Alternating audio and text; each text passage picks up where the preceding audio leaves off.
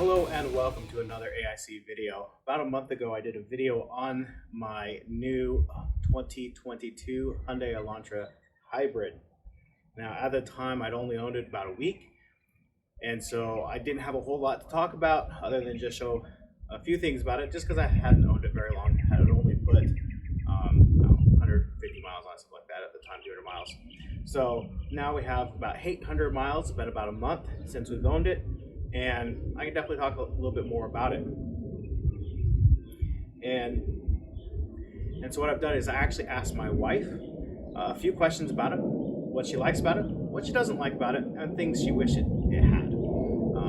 She's the main driver of the vehicle. I have my own car that I drive. Mostly I work from home, and unless we're going somewhere together as a family, which we then take a bigger vehicle that fits all of us.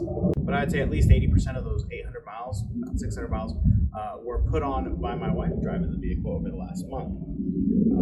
So starting off, talk about fuel economy, since that's probably the most asked question on here. As far as our fuel economy, most of our trips that we do are 2 to 3 miles at most. A lot of them are even shorter than that. My wife's a stay-at-home mom. The kid's school is a 5-minute walk from here. The tutor's less than a mile away. The grocery store is a mile away, 2 miles away. So a lot of our driving is very short trips. And so this has been getting about 53 to 54 miles per gallon with our driving. And my wife typically gets pretty poor fuel economy compared to myself, simply because of how short her trips are, and so that's very good. In her previous vehicle, she was getting 16 to 18 miles per gallon. Getting 53 miles per gallon is a huge improvement. On highway, it does go down because it can't utilize the electric as much, but it still does use it, and we average about 50 to 51 miles per gallon on highway trips. Real quick, as far as my personal opinions on the car, I find it to be fairly comfortable, has plenty of power. I really like the seats. They're not overly sporty where I feel like I'm having to sit into them and they hug me too tightly, being a little bit bigger of a dude, but I also feel like they're not just big flat benches. That's what I've had a complaint with some of the other cars we've had, like our Tahoe. It's just a wide bench. There's no support at all. These actually have a decent amount of support without feeling like you're in a sports car. Now, what my wife loves about the car is the fuel economy. Straightforward. She was getting about 16 to 18 miles per gallon. We're getting 53 with her typical usage. That's a huge improvement. Mostly for her, it means she doesn't have to fill up the car, because typically when I've driven, I've gotten in and been like, oh, I'll just fill it up because I have a few minutes. It's never a worry or a concern for her to have to actually fill the car with gas. It'll go over 500 miles on a tank of gas, so great for her, something she loves. I apologize now if this video seems a little choppy. I'm going to have to do a ton of editing to cut out the stinking airplanes. We live in Florida, close to a small airport. It's a gorgeous day today, and so they're just circling right now. The next thing on my wife's list that she loves is the Bluetooth. Now, this does have Apple CarPlay, Android Auto. Probably the most important thing for us is that the device is connected very first time, very little effort to get them connected. And once connected, they have stayed connected, and we haven't had any problems with them cutting out or dropping. Probably one of the biggest things that we've had with other cars in the past is she parks this car in the garage, and what would happen is if one of us was in the house, the other person was in the garage, it would connect to whoever's phone was in the house, not who was in the car, and then your Bluetooth wouldn't work. It was always a headache, and a lot of times you had to shut the car off completely once you were away from the house, turn it back on to kind of get it to connect to the correct device. That was really frustrating and annoying. The car has plenty of power for her. It doesn't feel slow. It never feels like it's struggling or fighting. It is a fairly relaxed experience driving this car. As far as the engine, because while it's no sports car, don't get me wrong, it is not a fast sports car. Its power is adequate. You never feel like you're going to be in a situation where you don't have enough power, though, in situations where other cars are involved. So braking on it is also really, really good. Almost too sensitive, but it brakes very well. Very confidence inspiring in the brakes as well. She really likes the backup camera. It has that feature I showed before where you can push the button on and off and it will turn the backup camera on regardless of the what, if you're in park or drive or whatever.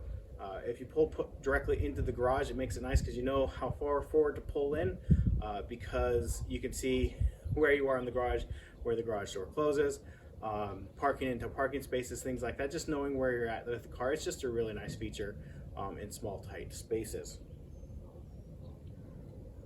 Previous cars we've had have had either poor quality cameras, poor quality screens, or just really not good angles. And this is angled really nice, has a nice camera and a nice screen to use it on.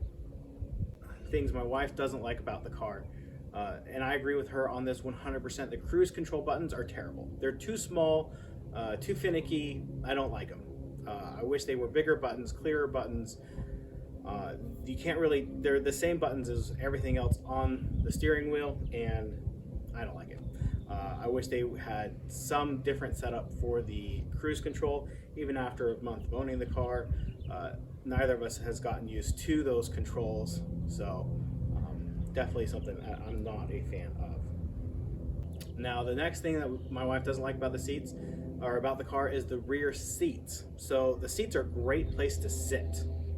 The problem comes in that the headrests are non-adjustable or removable, so they block some visibility out the rear, which is already a bit limited due to the overall shape of the rear window. The other problem is they're not a 60/40, they're just a full folding. So if you need to put anything long back there, you lose your whole back seat. So in most cars we've owned that have had a back seat that folds, it's a 60/40, so you can fold down one side or the other, and you still retain a seat for somebody to sit in, even with a long item in the vehicle. This, you don't get any of that. So not great. I wish it was a 60/40 and that the headrests were removable. My wife does not like the side mirrors. She finds that they are too small for her. They're fine for me, but she wishes they were bigger, more square. Obviously they're shaped for aerodynamics, but she wishes that was a compromise. They would have give her something with a little bit more visibility. She doesn't like the noise it makes when you're in drive and it's in electric only mode. It makes this kind of whirry noise. I'll record that here for you so you can hear it.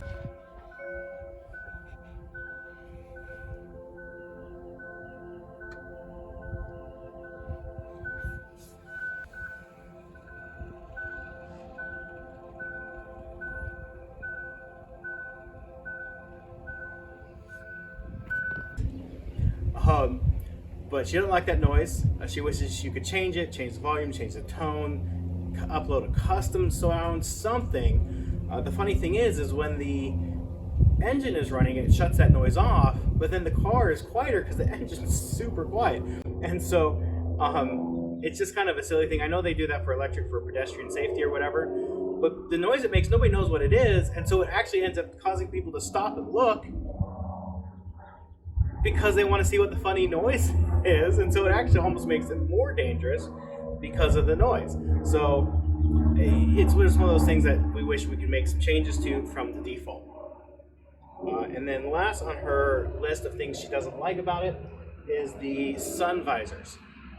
They have some detents in them, and it's either blocking all of your vision or it doesn't provide you any shade at all. Kind of pointless there.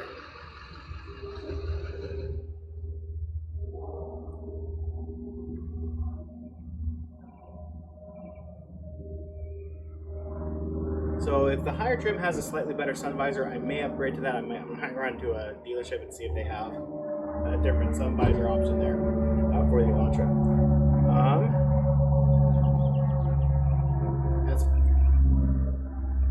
As far as things she wishes it did have is she wishes it had air-cooled seats so that if we live in Arizona in the summer, and it would be really nice to have cooler seats. Then the next thing that she'd like is wish she had an integrated garage door opener. Sorry, I'm totally distracted by that. An integrated garage door opener so you can open and close the garage door without having to have a separate controller. Just a nice thing, something less to lose. All right, she wishes it had a sunroof. That is available on the higher trim, but that was quite a bit more expensive to get the higher trim. so it wasn't worth getting the sunroof. It wishes it would have been an option on this car. And the last thing that she wishes that it had was the Ford's Easy Fuel door system. Basically, there's no fuel cap. I like that. It's a nice feature, but this is not too bad because the door has a place for you to put the cap. A lot of cars, including our Tahoe, doesn't have that, so it either just dangles or you have to set it somewhere. You're less likely to lose it, even if the little cord on it breaks, because you have a place to put it, and it also isn't just dangling, banging against your paint while you're filling up the car with gas. So it would be nice to have the capless system, but it's fine with what it has. Anyways, that's just some reviews, some thoughts from the first month of owning this car. If you have any thoughts, comments, or questions, leave those down below in the comment section. I'll do my best to respond to those. Thank you for watching, and I hope you have an amazing day.